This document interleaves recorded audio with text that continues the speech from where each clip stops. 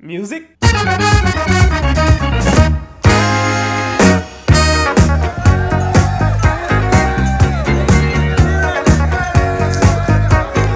Okay, stop it guys. आज तो जश्न बनता है क्योंकि आज हम वन प्लस नोट 5 की डिटेल्ड कैमरा टेस्ट वीडियो लेके आया, बहुत सारी मेहनत करने के बाद, सिर्फ और सिर्फ हमारी ऑडियंस की डिमांड पर।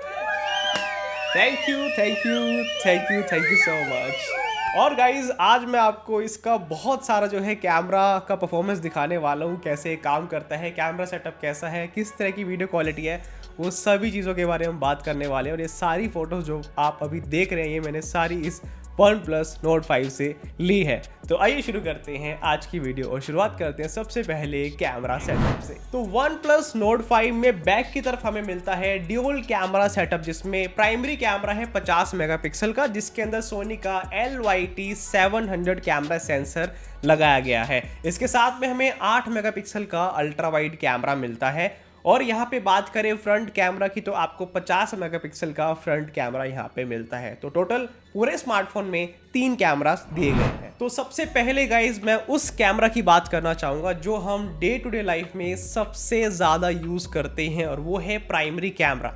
तो इस स्मार्टफोन का जो प्राइमरी कैमरा है उसके अंदर आपको कमाल की एक्सपोजर में कंसिस्टेंसी देखने को मिलेगी। जो ऑटो एक्सपोजर होता है वो बहुत अच्छे से काम करता है।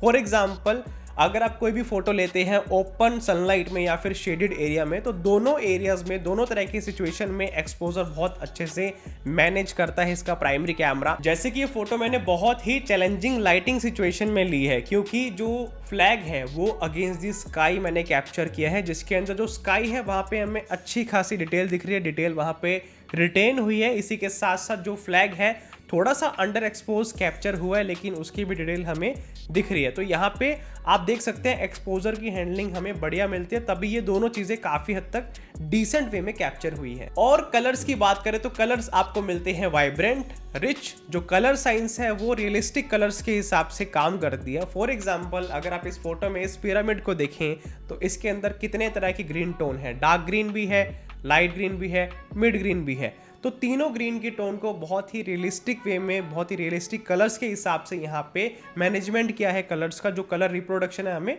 बहुत क्लोज टू रियल लाइफ देखने को मिलता है। इसके अलावा जो यहाँ पे कलर्स की सेपरेशन है वो भी बहुत अच्छी है। आप इजीली तीनों कलर्स में, हालांकि एक ही टोन है ग्रीन, लेकिन उनको अलग अलग आप देख पा रहे हैं। यही एक सबसे बड़ा आप कह सकते हैं हमें प्लस पॉइंट देखने को मिलता है कि यहाँ पे हमें कलर रिप्रोडक्शन बहुत बढ़िया मिलते हैं, जिसकी वजह से हम एक ही टोन के कलर को अलग अलग जो शेड्स में देख पा रहे हैं। बाकी गाइस प्राइमरी कैमरा है तो आप समझ ही सकते हैं कि पूरे स्मार्टफोन का सबसे स्ट्रॉन्गेस्ट कैमरा होता है, जिसपे ब्रांड सबसे ज्यादा काम करता है और डे टू डे लाइफ में यूज भी ज्यादा होता है। तो नो डाउट आपको इसमें डायनामिक रेंज और डिटेल्स तो बढ़िया मिलेगी ही। फॉर एग्जाम्पल, अगर आप अपनी फोटो या फिर किसी भी ह्यूमन सब्जेक्ट की फोटो लेंगे, चाहे ओपन सनलाइट में या फिर शेडेड एरिया में, आपको फेस ब्राइट मिलने वाला है। जो बैकग्राउंड में शेडोज हैं वो काफ़ी हद तक लिफ्ट हो जाती हैं, डायनेमिक रेंज कंट्रोल अच्छा है उस वजह से। इसके अलावा अगर आप कोई भी फोटोज लेते हैं ह्यूमन सब्जेक्ट की या फिर वैसे भी, तो आपको यहाँ पे जो कलर टेम्परेचर है वो कंसिस्टेंट मिलने वाला है। फोटोज ना वार्मर साइड ज़्यादा जाती है ना ही कूलर साइड ज़्यादा जाती है। तो आपको ओवरऑल जो है बढ़िया मिक्सचर मिलता है, जिसमें आपको स्किन टोन अच्छी मिलेगी, डायनामिक रेंज कंट्रोल मिलेगी, एक्सपोजर बढ़िया है और पंची कलर्स हैं। There is no need of any editing, आप डायरेक्टली इन फोटोज़ को सोशल मीडिया पे डाल सकते हैं। लेकिन यहाँ पे एरिया ऑफ इम्प्रूवमेंट भी है। जैसे कि मान लीजिए आप कोई भी ऐसी सिचुएशन में शूट करते हैं जहाँ पे डायनेमिक रेंज टेस्ट होती है, वहाँ पे क्या होगा, जो बैकग्राउंड में डार्कर एरिया होगा वहाँ पे कॉन्ट्रास्ट ज़्यादा हो जाता है, शेडोज़ वहाँ पे फ्लैट हो जाते हैं, जिसकी वजह से डार्कर एरिया में डिटेल्स कैप्चर नहीं हो पाती। दूसरा, समटाइम्स कुछ फोटोज़ में जो शार्पनेस है वो ज़्यादा हो जाती है।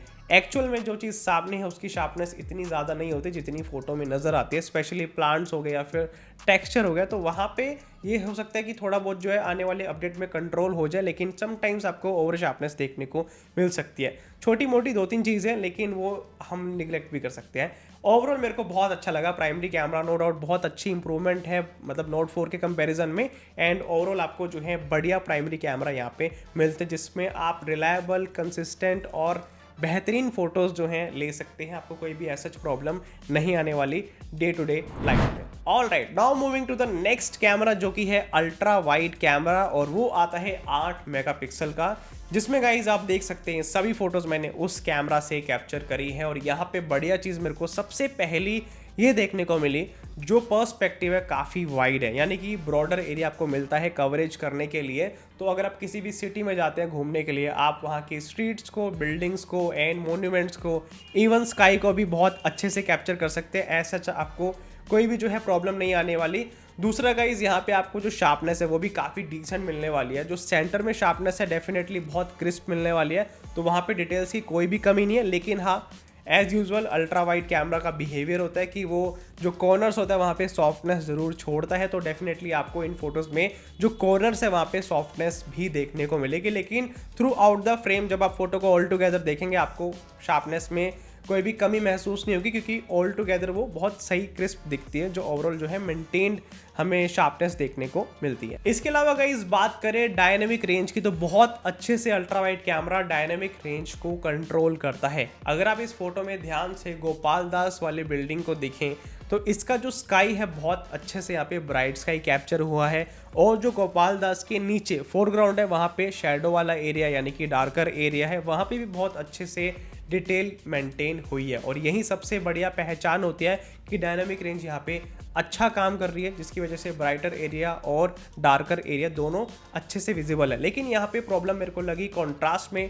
कॉन्ट्रास्ट थोड़ा सा हायर साइड मेरे को लगा, जिसकी वजह से मेरे को लगता है जो डिटेल्स है शेडो में थोड़ी सी कम हो जाती है और शेडोज़ वहाँ पे फ्लैट हो जाती है। इसके अलावा बात करें कलर्स की, तो कलर्स रिप्रोडक्शन बहुत बढ़िया है। लेकिन गाइस प्राइमरी कैमरा के कंपैरिजन में आपको कलर्स यहाँ पे थोड़े से कम रिच और सैचुरेशन वाले मिलने वाले हैं। अगर आपको न्यूट्रल साइड कलर्स ज़्यादा पसंद है तो आपको अल्ट्रा वाइड कैमरा के कलर्स बढ़िया मिलने वाले हैं। लेकिन अगर आपको लगता है आपको रिच कलर्स चाहिए जस्ट लाइक प्राइमरी कैमरा, आपको एडिटिंग में थोड़ा बहुत ट्वीक यहाँ पे करना पड़ेगा। लेकिन मेरे को पर्सनली कलर्स इसके अच्छे लगे। मैं रियल जो लाइव कलर्स होते हैं वो ज़्यादा प्रेफर करता हूँ, ना ज़्यादा रिच ना ज़्यादा डल। और गाइस बात करें यहाँ पे बैरल कंट्रोल की यानी कि डिस्टोर्शन कंट्रोल की, तो बहुत अच्छे से डिस्टोर्शन कंट्रोल यहाँ पे हमें देखने को मिलता है। फॉर एग्जांपल अगर आप इन फोटोज़ में बिल्डिंग्स को देखें तो यहाँ पे कोई भी बिल्डिंग की लाइन टेढ़ी मेढ़ी नहीं है। मतलब ऐसा होता है कि हमें कोई भी डिस्टोर्शन इफेक्ट अगर देखने को मिलता है किसी भी फोटो में तो बिल्डिंग टेढ़ी नज़र आती है, उनकी जो लाइंस है पिलर्स हैं टेढ़ी नज़र आते हैं। लेकिन एज सच आपको इन सभी फोटोज़ में कोई भी वो प्रॉब्लम देखने को नहीं मिलेगी, स्पेशली अगर आपका सब्जेक्ट जैसे कि मॉन्यूमेंट या फिर बिल्डिंग सेंटर में। पर अल्ट्रा वाइड कैमरा में मेरे को दो ड्रॉबैक लगी, जिसमें सबसे पहला ये कि 8 मेगापिक्सल का कैमरा है तो डिटेल्स इतनी ज़्यादा कैप्चर नहीं कर पाता, जिसकी वजह से हम फोटोज़ को जूम नहीं कर सकते या फिर रिकम्पोज नहीं कर सकते। दूसरा जो शेडोज़ वाला एरिया होता है या फिर डार्कर एरिया होता है वहाँ पे समटाइम्स हमें नॉइज़ विजिबल होती है, जिसकी वजह से हमें फोटोज़ में वो मज़े वाली बात नहीं लगती जो हम एक प्रोफेशनल आउटपुट एक्सपेक्ट कर रहे होते हैं। लेकिन वो प्रोसेसिंग में आई होप आने वाली अपडेट के साथ में ठीक हो। अच्छा, इस स्मार्टफोन में आपको primary camera and ultra wide camera के अलावा जूम करने के लिए 2x डिजिटल जूम करने का ऑप्शन भी देखने को मिलता है। और ये कुछ फोटोज़ के शॉट्स हैं जो मैंने इसके 2x मोड में लिए हैं, जिसके अंदर आपको प्रोसेसिंग अप्लाई करके कुछ इस तरह की फ़ोटोज़ देखने को मिलती हैं। इनमें आपको कलर्स बढ़िया मिलते हैं, डिटेल्स भी अच्छी हैं, डायनेमिक रेंज भी बहुत बढ़िया तरीके से काम करती है। और ओवरऑल आप डे टू डे लाइफ में अगर आप 2x जूम करके शूट करना चाहते हैं, समटाइम्स कोई ऐसी सिचुएशन है तो आप डेफिनेटली शूट कर सकते हैं।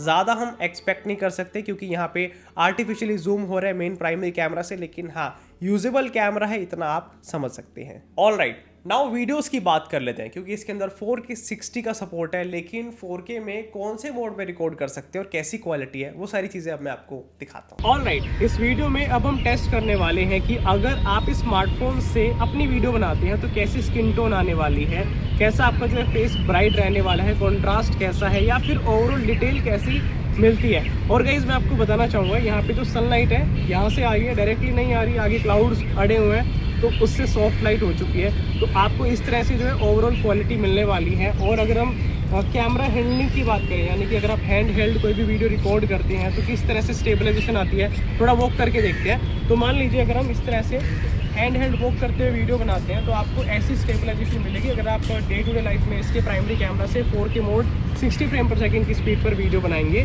तो ये है इसकी आउटपुट। बाकी डिटेल में स्टूडियो में जाके बात करेंगे कैसी स्किन टोन है, क्या अच्छा है क्या बुरा है, वो आगे बात करते हैं। तो वीडियो में सबसे पहले मैंने टेस्ट किया इसका एक्सपोजर एडजस्टमेंट, और एज यू कैन सी अगर मैं ब्राइट स्काई से डार्कर यानी कि शेडो वाले एरिया में मूव करता हूँ कैमरा को, तो काफ़ी स्मूथली एक्सपोजर को एडजस्ट करता है, काफ़ी अच्छे से हैंडल करता है उस चीज़ को।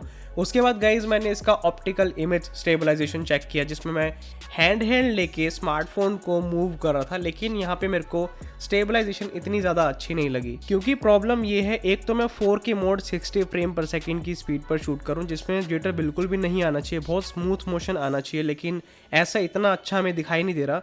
दूसरा, इस कैमरा में ऑप्टिकल इमेज स्टेबलाइजेशन है जो कि काफ़ी स्मूथ वीडियो कैप्चर करता है, लेकिन यहाँ पे मेरे को एज सच हाई क्वालिटी में स्टेबलाइजेशन नहीं देखने को मिली, तो वहाँ मैं बहुत डिसअपॉइंट हुआ। और एक्सपोजर की बात करें तो हाईलाइट थोड़ी हायर साइड है, जिसकी वजह से जो स्काई है ब्लोन आउट हो गया है। एज यू कैन सी जहाँ पे जो स्काई है वो हमें सही से विजिबल नहीं हो रहा, सारा वाइट हो गया वहाँ पे। और जो ऑटो एक्सपोजर एंड कॉन्ट्रास्ट है वो भी थोड़ा इनकंसिस्टेंट है। एज यू कैन सी अब स्काई थोड़ा थोड़ा विजिबल हो रहा है, लेकिन इससे पहले नहीं हो रहा था, तो इस तरह से आपको थोड़े बहुत चेंजेस देखने को मिलेंगे। बाकी वीडियो में आपको क्लैरिटी अच्छी मिलती है, कलर्स रिच हैं और थोड़ी सी ब्राइटर साइड वीडियो बनती है। एंड उसके बाद मैंने शूट किया अल्ट्रा वाइड कैमरा मोड में, जिसके अंदर आप फुल HD मोड 30 फ्रेम पर सेकंड की स्पीड पर शूट कर सकते हैं, जिसमें आपको कलर्स अच्छे मिलेंगे, एक्सपोजर कंट्रोल अच्छा है, ऑटो एक्सपोजर अच्छा है, कॉन्ट्रास्ट थोड़ा सा हायर साइड है, डार्कर एरिया जैसे कि शेडो वाले एरिया में थोड़ी सी शेडोज फ्लैट हो जाती है। बट इस कैमरा में सबसे बड़ा ड्रॉबैक ये है कि वीडियो बहुत सॉफ्ट बनती है, वीडियो में शार्पनेस नहीं है, क्लैरिटी नहीं है। तो अगर आप हाई क्वालिटी वीडियो एक्सपेक्ट करते हैं अल्ट्रा वाइड मोड में, तो वो आपको यहाँ पे नहीं मिलने वाली।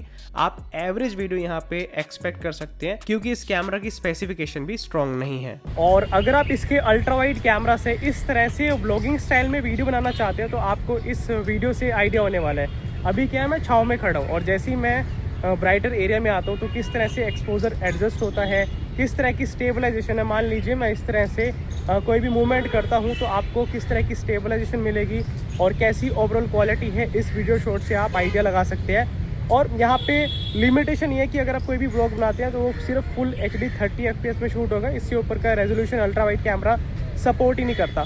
बाकी बाय द वे सनलाइट मेरे फेस पर यहाँ से आ रही है, और अगर मैं अगेंस्ट लाइट खड़ा होता हूँ तो इस तरह से डायनेमिक रेंज इसकी काम करती है, यानी कि सनलाइट मेरे बैकग्राउंड में है और इस तरह से मैं वीडियो बना रहा हूँ। तो आपको ओवरऑल जो है व्लॉगिंग स्टाइल का आइडिया इस वीडियो शॉट से हो गया होगा। और पता है गाइस, आप नॉर्मल वीडियोस के अलावा इस स्मार्टफोन में पोर्ट्रेट वीडियोस यानी कि सिनेमैटिक वीडियोस भी बना सकते हैं, जिसके अंदर बैकग्राउंड ब्लर हमें देखने को मिलता है। आइए आपको दिखाता हूँ। तो सिनेमैटिक मोड में बैकग्राउंड ब्लर ठीक से काम नहीं करता है। As you can see edge detection poor है और समटाइम्स मेरे स्मार्टफोन को ब्लर कर रहा था। तो इस तरह से गाइस आपको यहाँ पे ठीक से परफॉर्मेंस नहीं देखने को मिलती। आई होप फ्यूचर अपडेट के साथ में सिनेमैटिक मोड इसका इंप्रूव हो जाए, लेकिन अभी सही नहीं है। ओके, अब बात करते हैं पोर्ट्रेट मोड की, जो हम अपनी फोटोज लेने के लिए सबसे ज्यादा यूज करते हैं। तो गाइज आपको पोर्ट्रेट मोड में एज डिटेक्शन बढ़िया मिलने वाला है। जो एज कटआउट है सब्जेक्ट का बहुत आपको शार्प मिलेगा। बैकग्राउंड और सब्जेक्ट में जो सेपरेशन है बहुत क्लियरली विजिबल होता है, सब्जेक्ट हमारा पॉप आउट हो जाता है। एंड मोस्ट इंपॉर्टेंट, DSLR जैसा बैकग्राउंड ब्लर भी आपको देखने को मिलेगा। इसके अलावा अगर हम फेस की बात करें तो फेस आपका ब्राइट कैप्चर होता है, चाहे बात हो ओपन सनलाइट की या फिर शेडेड एरिया की। इसके अलावा आपको कॉन्ट्रास्ट अच्छा मिलता है और ओवरऑल शार्पनेस बढ़िया मिलती है, चाहे आपके कपड़े हो, आपका फेस के एक्सप्रेशंस हो, हेयर हो, हेयर की स्ट्रैंड हो, वो सारी चीज़ें आपको यहाँ पे शार्प विजिबल नज़र आएगी। लेकिन गाइज यहाँ पे बात करें एरिया ऑफ इम्प्रूवमेंट की, तो सबसे पहला मेरे को कमी जो है वो ये लगा कि समटाइम्स जो एज डिटेक्शन है वो सही से काम नहीं करता। स्पेशली हेयर के आसपास अगर आप देखें तो वहाँ पे जो बैकग्राउंड ब्लर है वो सही से काम यहाँ पे नहीं किया गया है, क्योंकि यहाँ पे जो बैकग्राउंड ब्लर है वो आर्टिफिशियल इंटेलिजेंस या फिर आर्टिफिशियल तरीके से सॉफ्टवेयर की मदद से प्रोसेसिंग से किया जाता है। तो वो चीज़ यहाँ पे थोड़ी सी मेरे को इनकंसिस्टेंट लगी। दूसरा गाइस, समटाइम्स फोटो में मेरे को इशू ये लगा, जो बैकग्राउंड ब्लर है वो ठीक से काम नहीं कर रहा था। फॉर एग्जाम्पल अब आप इस फोटो में देखें, एक साइड तो बैकग्राउंड ब्लर बहुत बढ़िया हो गया, ठीक है, अच्छे से हो गया, लेकिन एक साइड बैकग्राउंड ब्लर ही नहीं हुआ, जिसकी वजह से ये फोटो बहुत ही अनप्रोफेशनल या फिर खराब नजर आ रही है। तो ये चीज़ आपको पोर्ट्रेट मोड में समटाइम्स देखने को मिलेगी, लेकिन आई होप सॉफ्टवेयर अपडेट से ये चीज़ जो है आगे ठीक हो जाए। इसके अलावा बात करें स्किन सॉफ्टनिंग इफेक्ट की, तो वो आपको समटाइम्स देखने को मिलेगा, समटाइम्स नहीं देखने को मिलेगा, डिपेंड्स ऑन लाइटिंग सिचुएशन। यानी कि कुछ कुछ फोटोज़ में स्किन ज़्यादा सॉफ्ट हो गई थी, कुछ कुछ फोटोज़ में मेंटेन थी, तो ये चीज़ आपको थोड़ी सी इनकन्सिस्टेंट मिलती है। लेकिन ओवरऑल पोर्ट्रेट मोड यूजेबल है, आपको नेचुरल स्किन टोन मिलेगी, कलर्स बढ़िया हैं। एंड हाँ, ऑब्वियसली अगर आप अपनी फ़ोटोज़ लेते हैं तो 3 में से 2 फोटोज़ तो बढ़िया आएगी, एक में हो सकता है थोड़ी बहुत इशू आ जाए। दिन के बाद बात आ जाती है रात की, तो नाइट मोड की कुछ मैं आपको फोटोज़ एंड वीडियोज़ दिखाता हूँ और उसकी परफॉर्मेंस की बात करते हैं। तो अल्ट्रा वाइड कैमरा के नाइट मोड में लाइट फ्लेयर ज़्यादा नोटिसेबल है एंड कुछ कुछ फोटोज़ में शार्पनेस ज़्यादा हो गई है और कॉर्नर से फोटो सॉफ्ट है। लेकिन अच्छी बात यह है कि कलर्स जैसे कि ग्रीन्स, वार्म टोन्स और इवन शेडोज सब काफ़ी रिच और वाइब्रेंट दिख रहे हैं बिना किसी ओवर एक्सपोजर के, और नॉइज लेवल भी काफ़ी कंट्रोल्ड है, स्पेशली कंसिडरिंग लो लाइट सिचुएशन। इसके अलावा डायनेमिक रेंज भी अच्छा परफॉर्म कर रही है, हाईलाइट्स ब्लोन आउट नहीं हुए और शेडोज एरिया भी रीडेबल है। तो overall ultra wide night mode में काफी usable and visually pleasing photos की आउटपुट हमें देखने को मिलती है। उसके बाद हमने प्राइमरी कैमरा से नाइट मोड टेस्ट किया, जिसके अंदर हमें कमाल की क्लैरिटी देखने को मिलती है, स्पेशली टेक्सचर बेस्ड एरिया जैसे कि फ्लोर पैटर्न्स, वॉल्स और क्लोथ्स पे आपको अच्छा जो है टेक्सचर मिलता है, वहाँ पे डिटेल्स बढ़िया है। इसके अलावा हाइलाइट्स बिल्कुल भी ओवर ब्लोन नहीं है, इवन जब शॉप बोर्ड्स या स्ट्रीट लाइट फ्रेम में हो तब भी बहुत अच्छे से एक्सपोजर कंट्रोल हुआ है। एंड अगर आप अपनी फोटोज लेते हैं तो आपको फेस प्रॉपरली लिट मिलेगा, यानी कि ब्राइट फेस मिलता है बिना किसी अननेचुरल ब्राइटनेस के, बट फेस पर थोड़ा सा आपको सॉफ्ट इफेक्ट देखने को मिलेगा। इसके अलावा कलर्स की बात करें तो काफी रिच और आई प्लीजिंग कलर्स हैं, जिसके अंदर ग्रीन वाइब्रेंट है, न्यून लाइट्स जो है बहुत पंची बट कंट्रोल्ड है, कोई ओवर सैचुरेशन का इशू नहीं है। तो ओवरऑल आपको इस तरह का नाइट मोड मिलता है। और अगर आप प्राइमरी कैमरा से नाइट टाइम में वीडियो बनाते हैं तो आपको मिलने वाली है 4K मोड में ऐसी आउटपुट जिसमें कंट्रास्ट इतना ज़्यादा है कि ड्रेस यहाँ पे विजिबल नहीं है, शेडोज बिल्कुल फ्लैट हो चुकी है। As you can see umbrella और जो कोट है इस पर्सन का वो बिल्कुल जो है फ्लैट हो चुका है ब्लैक कलर में। इसके अलावा 2x जूम या फिर 1x जूम में भी आप देख सकते हैं कि आपको जो है क्वालिटी मिलती है। एंड अगर आप हैंड हेल्ड कैमरा मूवमेंट करते हैं तो आपको इस तरह की स्टेबलाइजेशन मिलने वाली है, प्लस जो फोकस है इस तरह से काम करता है। लेकिन गाइस यहाँ पे जो वीडियो है वो 4K मोड के हिसाब से इतनी शार्प और क्रिस्प नहीं बनती, थोड़ी सी सॉफ्टनेस आपको यहाँ पे वीडियो में देखने को मिलेगी और जो डिटेल्स है वो हमें इतनी ज़्यादा जो है बढ़िया नहीं देखने को मिलती, स्पेशली जो डार्कर एरिया, जो शेडोज वाला एरिया, वहाँ पे डिटेल्स ज़्यादा लूज हो जाती है और जो फेस है वो भी हमें ज़्यादा स्मूथ दिखाई देता है। सो बैक कैमरा हमने कंप्लीटली कवर कर लिया है। अब बात आती है फ्रंट कैमरा की, जो कि है 50 मेगापिक्सल का, उसकी परफॉर्मेंस एक बार देखते हैं। तो फ्रंट कैमरा से आप बढ़िया सेल्फीज ले सकते हैं, आपको आउटपुट काफ़ी नेचुरल मिलने वाली है, कोई ओवर सॉफ्टनिंग या फिर ब्यूटिफिकेशन फिल्टर नोटिसेबल नहीं है, जो काफ़ी अच्छी बात है। फेस पे जो शार्पनेस मिल रहा है वो बहुत क्लीन और रियलिस्टिक लग रही है बिना किसी एक्स्ट्रा प्रोसेसिंग के, और डायनेमिक रेंज भी डिसेंट है। अगर आप शेड या सनलाइट वाली कंडीशन में सेल्फीज लेते हैं तो फेस प्रॉपरली एक्सपोज्ड रहता है और डिटेल्स भी रहती है, जैसे कि बियर्ड, हेयर एंड शर्ट का टेक्सचर क्लियरली विजिबल है। तो अगर आपको शार्प और प्रोफेशनल लुकिंग सेल्फीज चाहिए सोशल मीडिया के लिए तो ये फ्रंट कैमरा आपको वो फोटोज डिलीवर कर सकता है। इसके अलावा अगर आप फ्रंट कैमरा से पोर्ट्रेट मोड में फोटोज लेते हैं तो आपको मिलने वाली है कुछ इस तरह की आउटपुट, जिसके अंदर बैकग्राउंड ब्लर आप मैक्सिमम इतना कर सकते हैं, बाकी स्किन टोन नेचुरल साइड है, कलर टेम्परेचर भी मेंटेन्ड है, क्वालिटी भी अच्छी है एंड डायनेमिक रेंज भी काफी सही से काम कर रही है, स्काई बैकग्राउंड में ब्लोन आउट नहीं हो रहा है। तो इस तरह से आपको ओवरऑल आउटपुट मिलती है फ्रंट कैमरा से। तो मेरा फाइनल कंक्लूजन या फिर रिव्यू OnePlus Nord 5 की कैमरा परफॉर्मेंस को लेके ये है कि हमें बहुत ही बैलेंस्ड और बहुत ही प्लान्ड वे में यहाँ पे परफॉर्मेंस देखने को मिलती है। फॉर एग्जाम्पल, हम सबसे ज़्यादा यूज़ करते हैं प्राइमरी कैमरा को और उसकी परफॉर्मेंस यहाँ पे सबसे ज़्यादा स्ट्रॉन्ग है। 4K 60 FPS में आपको अच्छी वीडियो मिलती है, बढ़िया फोटोज़ मिलती हैं, शार्पनेस बढ़िया है और ओवरऑल जो कलर्स है वो भी बढ़िया है। उसके बाद गाइस जो फ्रंट कैमरा है वो भी सबसे ज़्यादा यूज़ होता है, फॉर एग्जांपल लाइव स्ट्रीमिंग के लिए, वीडियो कॉल्स के लिए, गूगल मीट्स के लिए, तो वहाँ पे फ्रंट कैमरा भी हमें स्ट्रॉन्ग मिलता है 50 मेगापिक्सल के साथ में, जिसके अंदर आपको फोटोज़ भी डिसेंट मिलती है। इसके अलावा जो बैक की तरफ अल्ट्रा वाइड कैमरा है वो हमें एवरेज साइड मिलता है, क्योंकि वो हम यूज़ तो करते हैं लेकिन इतना ज़्यादा यूज़ नहीं होता। तो इस तरह से आपको ओवरऑल जो है बैलेंस यहाँ पे परफॉर्मेंस मिलने वाली है। बाकी गाइस आपको इसकी परफॉर्मेंस कैसी लगी, इसकी फोटोज़ और वीडियोज़ की क्वालिटी कैसी लगी, कमेंट बॉक्स में ज़रूर बताएं। और नेक्स्ट कौन सा मैं स्मार्टफोन रिव्यू करूं वो भी गाइस अपनी सजेशन आप कमेंट बॉक्स में लिख सकते हैं। और इसी तरह की वीडियोस और देखने के लिए याद से चैनल को सब्सक्राइब ज़रूर कर लें।